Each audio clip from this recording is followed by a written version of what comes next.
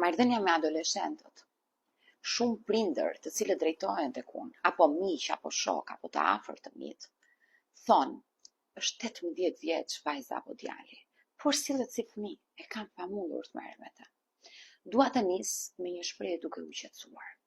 Kjo nuk do të thotë domosdoshmërisë se keni dështuar ju si prindër. Dhe as se fëmia juaj nuk do bëhet kurrë i rritur në shumicën e rasteve.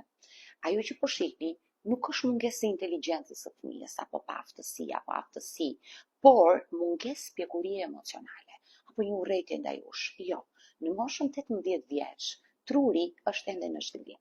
Sidomos pjesa që lidhet me kontrollin e impulseve, marrjen e përgjegjësive, durimin ndaj frustrimit dhe parashikimeve të pasojave.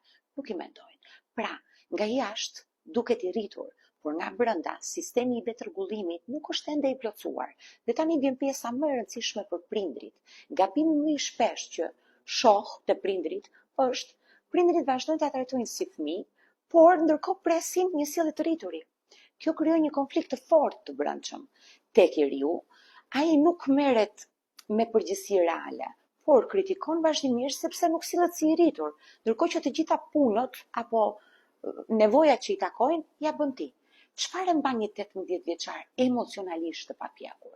Jo mungesa e dashurisë, por mungesa e autonomisë. Çfarë funksionon realisht? Jepni përgjigje konkrete, jo vetëm rregulla, frustrime. Lejoje të bëj zgjidhje dhe kur ai gabon. Mos ja zgjidh ti problemet menjëherë, që mund t'i zgjidhni dhe vetë. Vendosni kufi të qartë, por flisni me respekt, jo lart e poshtë dhe me tone të larta. Roli i prindrit nuk është më kontroll, por kalimi gradual